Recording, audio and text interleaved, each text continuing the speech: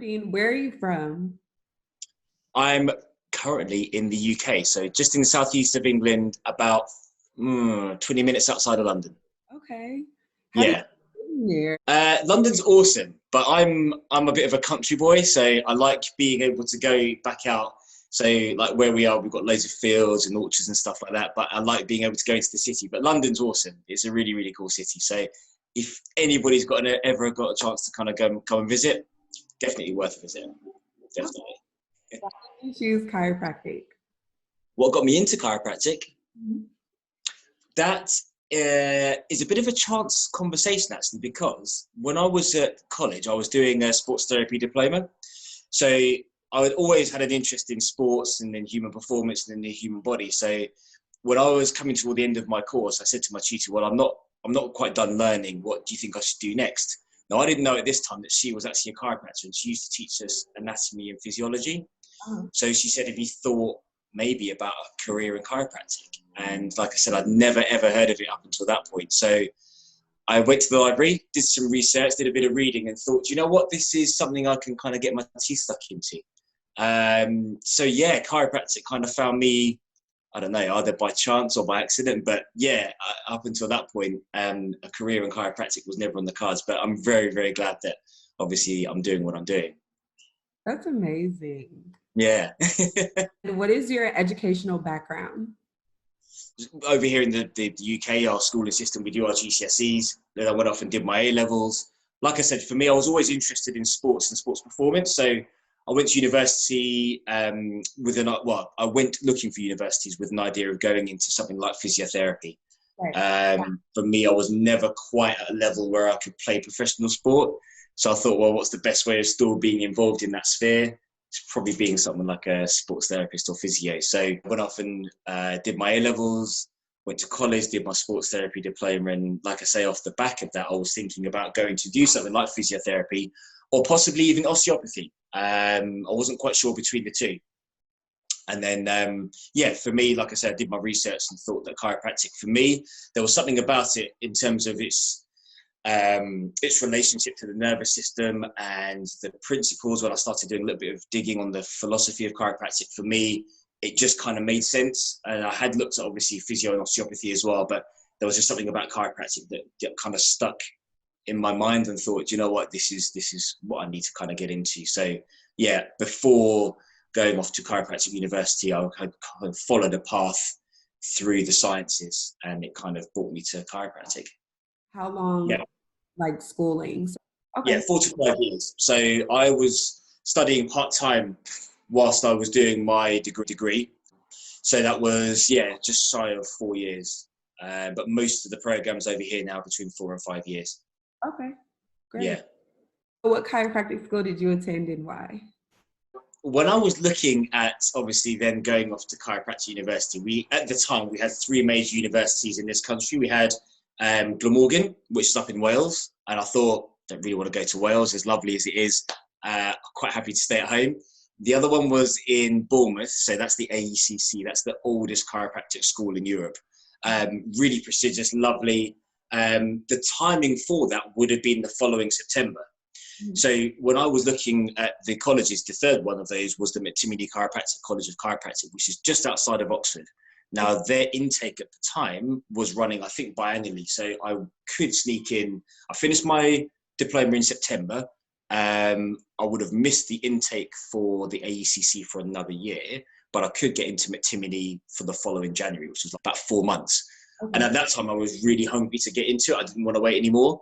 So I went to the McTimoney College of Chiropractic, like I say, in Abingdon, just outside of Oxford. But really tiny little college. I think when I was doing my studies, there must have been 20 of us. That was a lot, maybe 20, 25. It's a very, very small college. It's grown a lot now. But at the time it was a very, very small college, but it taught us a lot in terms of chiropractic philosophy, which is also something I was really interested in. Well, that's good. It's always like a trade-off going to a smaller university because you get that one-on-one that you don't get at bigger universities. Yeah, So, absolutely. Absolutely. Yeah. how was your chiropractic experience at school? I really enjoyed it. I did really enjoy it. I think for most of us that are interested in the human body, particularly when you go to chiropractic, you just get to see it from a completely different light. So yeah, we covered anatomy and physiology and all the other bits and pieces, but working with the body and the healing process and how it moves and how people kind of think and function and stuff, that was really, really interesting. The physical side of things was also quite cool. So McTimony uses a specific technique, which is like toggle recall. So a lot of it's to do with like speed of the hands, which is really cool. But at that time, you know, when you're just starting out and then you're trying to kind of palpate and feel stuff, and it's like, I've got no ideas like how this all works, right? It was very, at the early stages, it was quite daunting to start with, because you think, well, people are trusting me with their health. You know, they've got neck ache or headaches or back pain or sciatica or whatever it might be. And then they're going to come and see me and I'm going to help them with these things, right? And you just think, I don't know how that's going to happen or how that's going to work, but you trust the process and you go through your schooling. And yeah, I had a really, really good time.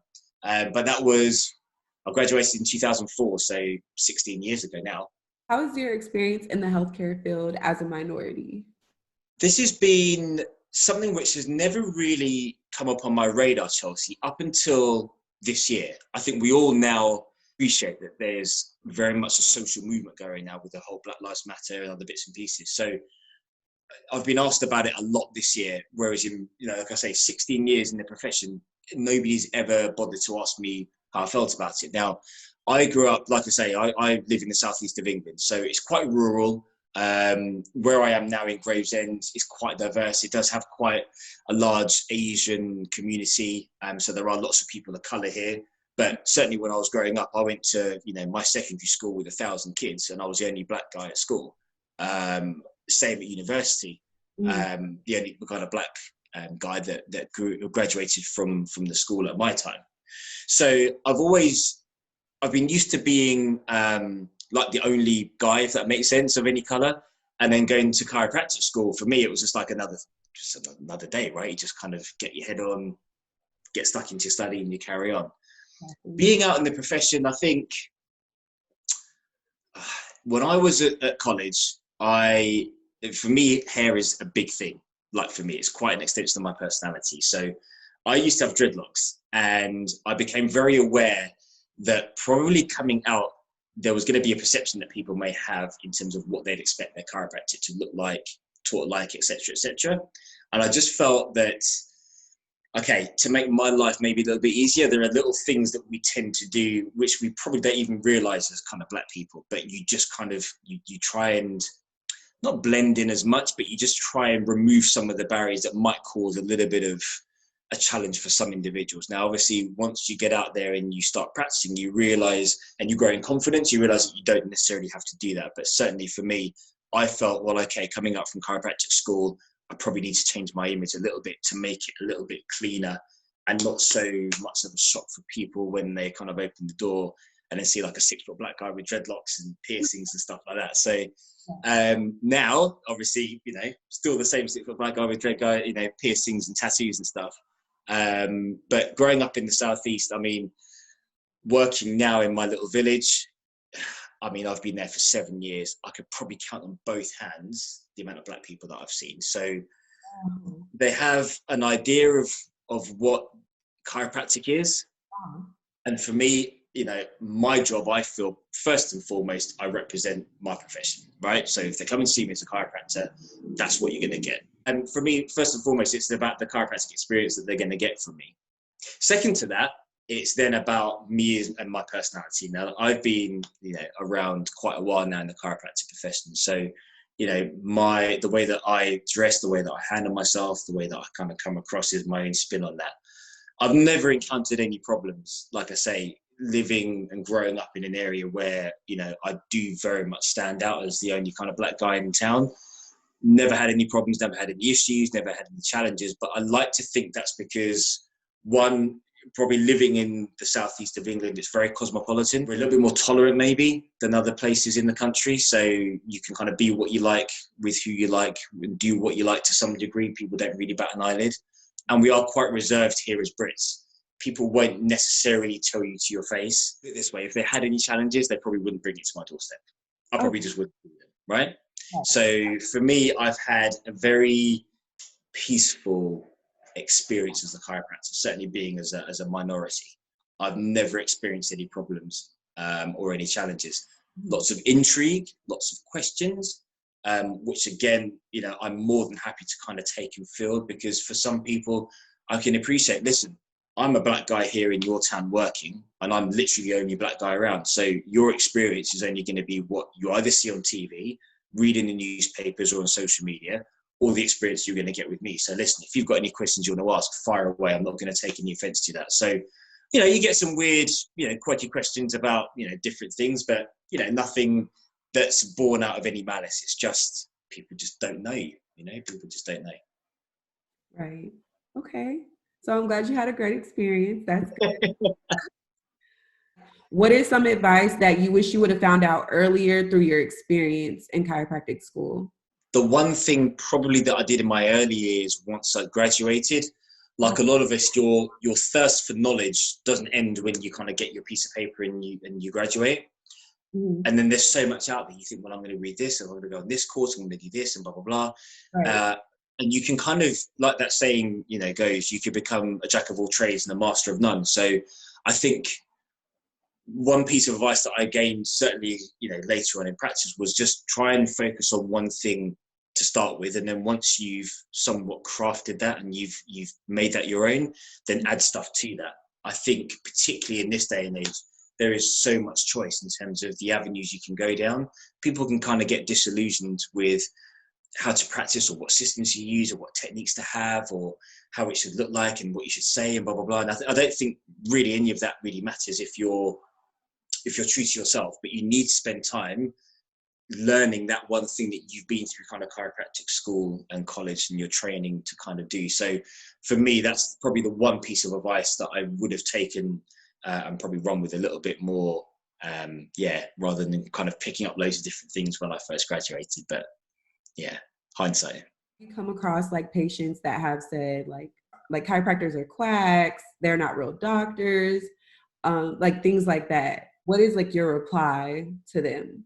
9 times out of 10, the question they're really asking is, why should I trust you, right? Yeah. So if they've got a query like, you know, and I get this a lot. Sometimes people come in, I get this a lot. I've had this before in the past. People come and say, oh, chiropractic can't help me. I think, well, okay, but you're in my office, right? So the question for me is, okay, that's fine. What's brought you in to see me then? So you kind of bat the ball back across the fence and you find out really what it is. And it's like, you know, quite often it will be an answer like, oh, you know, I've tried chiropractic before and they did this, that, and the other. Or, you know, my friend had an experience with chiropractic and that's, you know, his complaint was similar to mine. And so they're coming to an assumption. So, you know, really what I like to do whenever you get a tricky question like that in terms of people's beliefs on chiropractic, normally it's just born out of misunderstanding or just not knowing. So I always like to ask them the question in terms of, well, what do you mean by that exactly? Or, well, what's brought you in today? Or what is it that I can do to maybe help change that? And normally they'll come up with the answer themselves. And then from there, you know, you've got then that little golden nugget that you can kind of hang on to, and then you can use that as part of your education. You can use that as part of your experience that you have with them. So that's my take on that one. Did you start off with your own practice after graduating, or did you start as an associate, and how was your experience? Right. So when I graduated, I worked for a Canadian couple in West London. So it was very systems based, which was great because it gave me a lot of skills and tools in terms of like running a practice and running a front desk. But it was very much a case of, right, Dean, here are the systems that you need. Here's your book. These are the times that you're working, off you go. And that was in a dental practice. So I very much kind of turned up from day one on my own and was doing the bookings, the payments, the scheduling, adjusting. And after about maybe 5 months. Oh. I thought, you know what, this is not my idea of what chiropractic is. I didn't sign up for this. I felt confident in what I was doing, but I felt like at that time, it's a bit like anything. You go through life with a team around you, and then to be on your own, I just felt very isolated. I didn't feel very supported. So I thought, you know what, I'm done. So I went off and I did my own thing for a little while. And then I reached out to some chiropractors that I saw were doing some really good things about an hour or an hour and a half away from where I was working at the time. And I reached out to them over a period of about 9 months. I say reached out, I kind of just pestered them until they gave me a job, until they just caved in. And they're like, fine, we'll take you on. So they took me on, and I spent 7, almost 8 years working in probably one of the busiest practices in the UK at that time. And that was a really, really good experience. I loved being part of a team. I loved the educational side, the patients that I had. You know, it was a really strong relationship that we built with them. So by probably about 5 years in, I had essentially, 5-6 years in, I had essentially almost a closed list. I didn't see very many new patients. People that had been through their course of care were coming back in just for kind of well-being and maintenance. So yeah, you kind of build a family around you with, you know, your teammates, with the people you work with, and then with your clients. So I had a really good time there. And then after that, I decided it was time to probably branch off on my own again. We'd not long had a little girl. She was our second. So we decided to move house, set up a clinic, take on a clinic at that time, and go through it myself. So I've been doing my own thing now for, again, about probably 7 years, Chelsea. It'll be 7 or 8 years now. Yeah. What is the name of your practice, and why did you name it that? So I took over a business because there was somebody that was selling up. And I thought, you know what, I could do with taking this thing on. Right. So I decided to do that. So at that time, it was Paddlewood Chiropractic, which is, like I say, in Kent, so Southeast England. When I took over the business, obviously, I was very aware that, like I said, it was a couple that had owned it before. Lovely white couple, which is fine. But they'd been there for probably 15 years. So the client base had been used to a certain experience when they were coming in. And I thought, do you know what? I'm not going to come in and change everything because it's going to shoot myself probably in the foot. You know, at the end of the day, we've got to run a business. And I need to make sure that we're keeping somewhat of an even keel in terms of, you know, turnover, etc. So I kept everything the same for a couple of years, and then we started to rebrand. So round about 3 years ago, rebranded the whole business, changed the logo, changed everything up. So now we're called Vitae Chiropractic. Now, the reason behind that is, for me, chiropractic is very much a tool that I use to help people experience what they want to out of life. Now, whether that be, you know, getting rid of their headaches so they can get a good night's rest, or playing a round of golf, or playing with their grandkids, or gardening, or traveling, or whatever it might be. For me, if you've got a complaint that I can help with and I can help your body function better, then you can enjoy life on your terms to some degree. So Vitae, obviously taken from the Latin, I use that as part of our rebrand, and then just threw some Roman numerals in, which people always think is like my birthday, but the Roman numerals of the logo signify the spinal column. So I just tied in the chiropractic side, right? So we've got 7, 12, and 5 as the Roman numerals underneath Vitae. So people always come in and say, oh, is that like, what is that, like date of birth, or like, is that where you were born, like some weird coordinates? I'm like, no, that's to do with the spine. So when people get it, it's like, oh, okay, that makes sense. Yeah. So yeah, that was our rebrand about 3 years ago. And we are hopefully, fingers crossed, in the process of just expanding the business a little bit in terms of our property and where we are. So we've got some exciting times ahead now, which is really good. Okay, that's great. I really like the name. That's cool. Did you just already have that in mind, or how long did it take you to come up with your name? I sat down over like an afternoon, and I thought, well, I kind of had an end game. Like, what does it chiropractic means to me? Right. And then you start to kind of list out the things that it means to me or to you personally, right? Then I was like, well, okay, how can I make something that's different rather than like life chiropractic, or I don't know. Do you know what I mean? I just thought I need something different, mythology and stuff. So I was like, actually, do you know what? I could use something like that, because obviously, vitae's Latin. Maybe I could just tie that in. So then it just started to come together. And then up until that point, I was like, I didn't know how I wanted it to look. So I just punted it out to some people online. I was like, listen, can you guys come up with some ideas for me? And then obviously just took the best of the ideas and edited it a little bit. And then, Vitae Chiropractic was born. Okay. Yeah. How does boards work for the UK? So here in the UK, we have the General Chiropractic Council that regulates all of our industry. Once you've been through your university training, essentially, once you've registered with the GCC, you can use the title chiropractor and then you're good to go. So I could move pretty much anywhere in the UK and not face any issues. I think it gets a little bit more tricky now with Europe, because each country will have their own set of kind of standards. Yeah. So the GCC is pretty high and on the level pegging with other regulatory bodies in other countries. But in some countries, I think like in Germany, Italy, you need to be a medical doctor first before you then go to chiropractic school, or before you can use chiropractic as your title. Don't hold me to that, but I think that's how it works. And with Brexit, it's been a little bit more tricky. But certainly for me, practicing within the British Isles, if I went to Scotland, Wales, Ireland, anywhere else, it's not a problem. Once you've done your university training, you're good to go. But I think if I wanted to, say, move to South Africa, I probably would have to do a competency test, depending on obviously what country I'm moving to. And that's just to make sure that, you know what you're talking about. But I think that's more of a fail-safe for them more than anything else. Okay. Yeah. 16 years, be 17 next April. Oh, wow, okay. Yeah. Yeah. So are you going to do anything for the 17th year? Do you do something every year to celebrate? I haven't done anything any years, Chelsea. Is that bad? No, it's not. I'm just like, usually, well, I know some doctors, for them, it's like, I know you're proud about it. So I know I would just throw something like, that's a long time to be in the field. So like, how do you get yourself not to get burnt out, if that makes sense?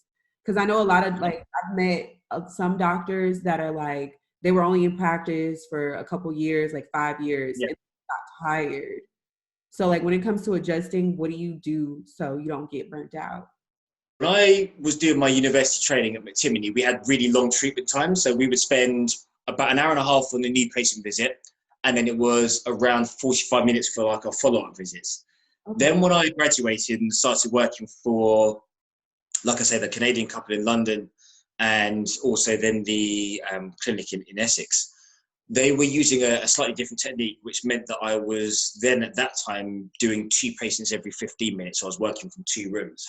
So I went from one end of the spectrum in terms of adjusting and probably stress levels, to then the other, where I was doing 140, 150 upwards visits like per week. So the only thing that I can say that, I've been able to use now to keep myself somewhat balanced is I had to find out where those extremes were. Yeah. So I've done low numbers. I say low numbers, and I hate using that as some kind of like thing, but I've done, seeing a few people a day just because of the timings, to then seeing, 30, 40 people in a day. Right. So knowing how hard I can push myself, I've now found a happy medium where it's like, I'm busy, I can serve the people in a way which for me is sustainable, because, like you say, as chiropractors, yes, our job is to kind of help people, but listen, if we're burned out and knackered, then nobody's going to get a good experience, full stop. So you have to sometimes push hard to just realize how far you can go and how many people you can serve. And then once you've done that, then obviously you can somewhat maybe take a little bit of the gas off and say, well, okay, for me sustaining that over a number of years, okay, that isn't going to work. So where does that line lie, right? So for me, I don't feel, particularly when you're in the flow, I could do, I start at 9 o'clock. I maybe have an hour's lunch. Sometimes I work through lunch. I finish at 7, and then I'm done. And it's like, I still feel good. I still feel energized. I still feel rejuvenated, but I know where my limit is. Yeah. I pace myself thinking I want to be doing this for the long haul. I need to give people the best of me. And if that means that I'm going to see X amount per day, that's it. Right. Could I see a lot more? Yeah, absolutely. But are they going to get the best experience? maybe in the short term, but not the long term? And is that going to be good for me in the long term? Probably not, you know, so you've got to put yourself first. And I think that, yeah, push hard in the early stages, find out where those barriers are. And then once you do, find out what works best for you and what's going to be sustainable. Okay. Are you certified in any special techniques? So like acupuncture, ICPA, or upper cervical? I thought you were going to list some more. Are you going to list any more? It's so many. It's so many. Yeah. So with me, my background, like I say, I used to do a lot of athletics, a lot of football. A lot of the clientele that we see and have seen over the years have been involved in sports. So for me, the only additional thing apart from like the chiropractic stuff has been dry needling and then sports taping. I work and I employ some sports therapists as well. So they do a lot of the soft tissue manual work, and that leaves me to focus then on the chiropractic side. But I will use dry needling and I do use taping as well. They're the only things. But for me, yeah, chiropractically, I'm a bit of a purist in the sense of, I mean, there's loads of other things that really do intrigue me, but I'm like, do you know what? I'm just going to stick to my lane and I'll just focus on the chiropractic stuff. So yeah, aside from the dry needling and the taping, that's it, and the chiropractic, of course. Okay. Yeah. So my question is, what type of techniques do you use in practice? So do you use Thompson, Gonstead, full spine, or do you just use a range of things? So I still use a little bit of McTimoney because that uses the toggle recoil, and I find that really useful for different kind of complaints. But also, I think, you know, what's really cool about the age that we live in, people do have an idea of chiropractic before they come in. But sometimes, you know, people will ask me, am I going to use a certain technique on them? And I'm not going to name any, but I think you just got to jump on YouTube and you know who's out there, right? So it's like, no, don't worry, we're not going to be doing any of that. That's fine. So most of the time I will use kind of diversified techniques.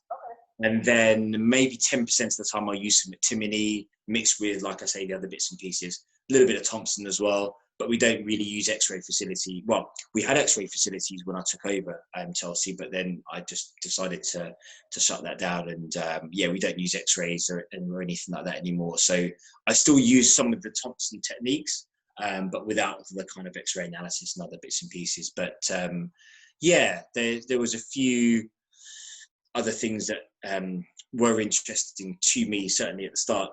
When I was working in London, we used a lot of CBP and other bits and pieces like that. But for me, most of the time, diversified, and then McTimoney and some other bits and pieces. Okay. And do you use like Activator, or do you do cupping? Yes, Activator, yes. Yeah, cupping, no. But with the sports therapists that work with us, that's some of the techniques that they will use with the client. So from a soft tissue perspective, you know, I exercise quite a lot. Like I say, my background in sports means that I could spend all day, every day doing all those things because it does interest me. Right. But I also realized that, you know, for me to be able to look after my community, I need to be focusing on just a few things. Mm-hmm. So, you know, any of the soft tissue stuff, although I really would love to be doing a little bit more of that just because I like that kind of thing, I just tend to refer it across to our massage therapist. So yeah, the cupping and some of the instrument work, I just refer straight across for them. Okay. Yeah. So that leads into my next question. What is your favorite aspect about practicing? My favorite what, sorry? Aspect. Oh, favorite aspect? Uh-huh. That's a really good question. My favorite aspect, I guess it's do you know what? It's a strange one. And I've said this before. My favorite aspect of practice is just, it's the not knowing. So when people come in and it's like, oh, you know, this hurts. It's like, okay, that's fine. We'll get this feeling better. But it's what they do with that afterwards that I really like. So when I say, well, come back in 6 weeks and we'll see, you know, how things are ticking over. Yeah. They come back in, it's like, so what have you been up to? I love that because that's that for me is what chiropractic is all about. So when I hear they've been traveling and they've been doing this and they've been here and they've been able to, they're not as grumpy with their kids and they're doing the gardening and they're playing golf and blah, blah, blah. It's like, that for me is what life is all about. So that's my favorite aspect, is just hearing what people are doing when they're actually feeling and functioning the way that we're designed to. For me, life is long, average age, 75 plus, I think, maybe a little bit more if you're female. So, that's good for you guys. So it's a long life, really, when we look at it. You think it's too short when you're spending it in pain and suffering and taking 10 tons worth of medication and not doing stuff because you're scared or worried or you're anxious. Like, for me, that is not what life is about. So my favorite aspect is not necessarily, I love working with people. I've been able to meet some really interesting people over the years. I've worked with some fantastic kind of people as well, some athletes and people that are in lots of really cool industries. But for me, the stuff that really lights me up is just hearing what people are doing, because for me, it's like, that is what life is all about. Okay, that's a great answer. I like that. Are you a personal injury wellness type practice? So we straddle the line between, I guess, the pain-based element, in the sense that we appreciate you coming in with a complaint. So we want to make sure that you're feeling better as quickly as you possibly can. But off the back of that, we also have a very large proportion of our client base that are kind of well-being based. So for me, it's like, well, listen, I get adjusted regularly, not because I need to or because I have any problems, but because I don't want any. And I appreciate that, when it comes to health, there's lots of different aspects. But if I can look after this one aspect, that's one less thing to worry about. So I go to the optician, get my eyes checked, not because I have to because my eyes are killing me. I go to keep them healthy and I want to nip anything in the bud. Same with teeth, same with like a well-man check. So, with all of my clients that have been through their course of care, once they're starting to feel easier and they're moving better, and we've given them exercises or advice and bits and pieces to maintain that, I always say, well, listen, now this is entirely your choice. I am not here to bully you or pressure you one way or another, but I will say this. If you're looking at maintaining your well-being, the easiest way of doing that is to come back in a month or 6 weeks or whenever it is for that individual. Right. And then the choice is theirs. Now, 99% of people get it and they say that makes total sense, and they do that.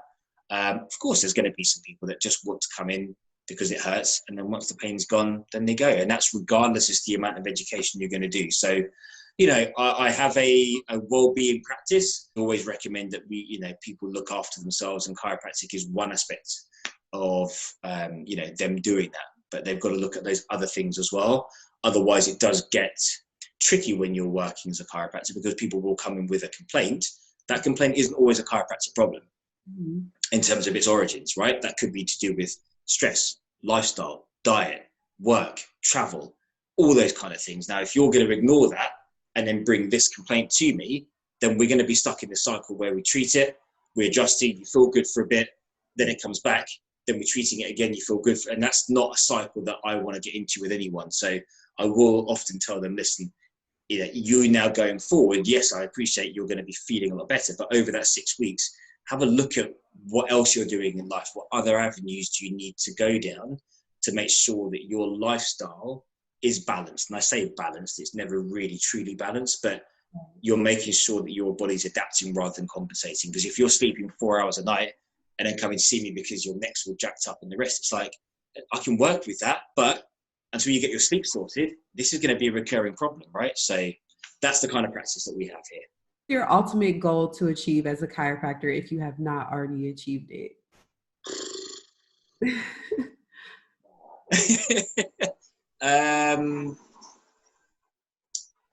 For me, I would love to use chiropractic as a means to experience what this world has to offer. Now, obviously, we're living in a time now where travel is virtually non-existent. But I'm hoping that will change over time. And there's a lot of this world that I'd like to see. So before I went to university, I did have an option, and some friends of mine were going to go traveling. And they're like, why don't you come traveling?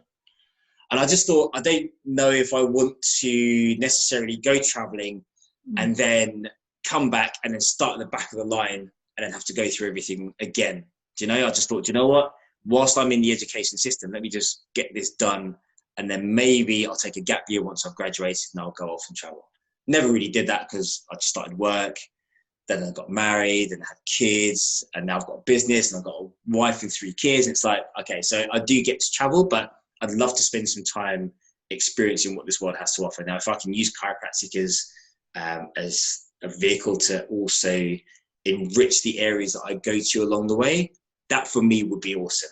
I don't know what that looks like, but for me, that's probably the one thing that I would love to do and get out of my chiropractic experience, would you say? Okay.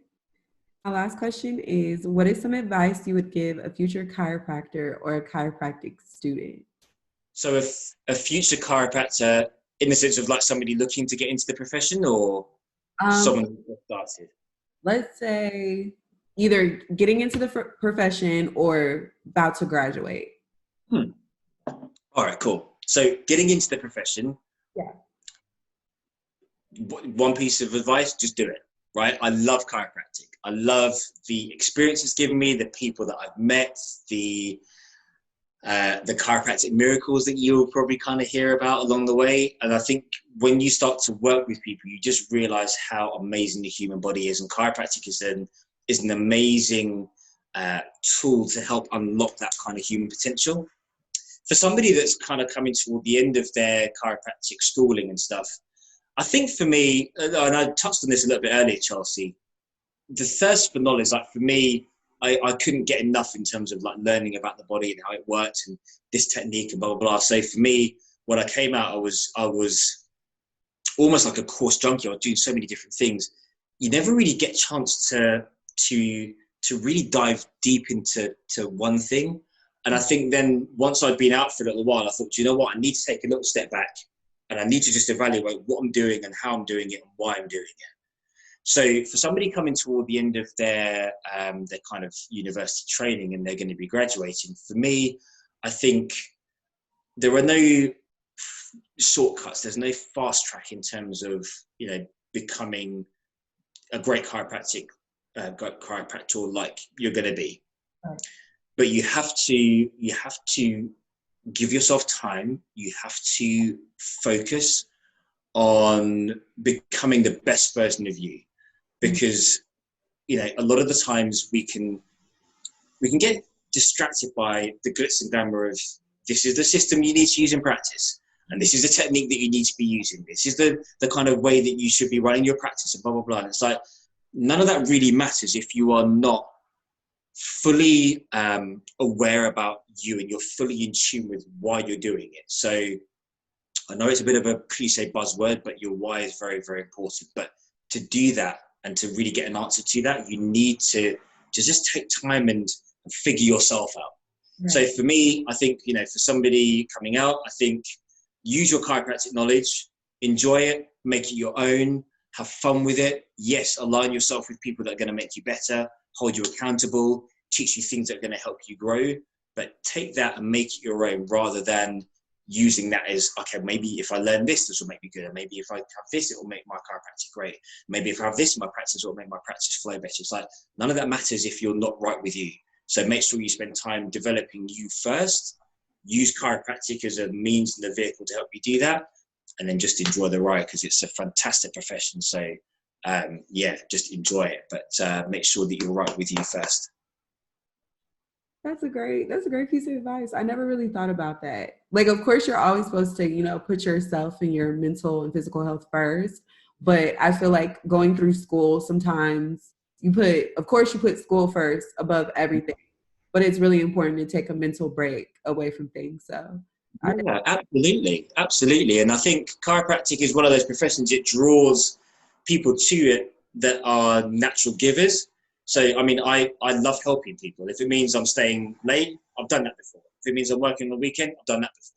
If it means that I'm driving an hour and a half to come and see you, I'll do that as well, because I want to help people. And I think that chiropractic attracts those people into it. But this is where people burn out, because they give. And it's like, I've got nothing left to give. And then they're knackered. And it's like, you know, chiropractic is one of those professions where, you know, you have to sometimes say, listen, for me to give the best experience and be the best chiropractor, I have to put myself first. And you've got to be a little bit selfish, which goes against everything that you're kind of probably thinking that your training, you know, teaches you. But it's like, put yourself first, make sure that you're looking after yourself, make sure that you understand yourself and you know where those boundaries are. And then chiropractic is, you know, any other profession, you know, there's a profession out there for everybody. Whether you choose chiropractic, osteopathy, physio, it doesn't matter. But make sure that you're looking after yourself first, make sure that you know yourself, and then use whatever vehicle you want, and then just go off and run with that. Okay. Well, thank you, Dr. Dean. I really You're more than welcome, Chelsea. More than welcome.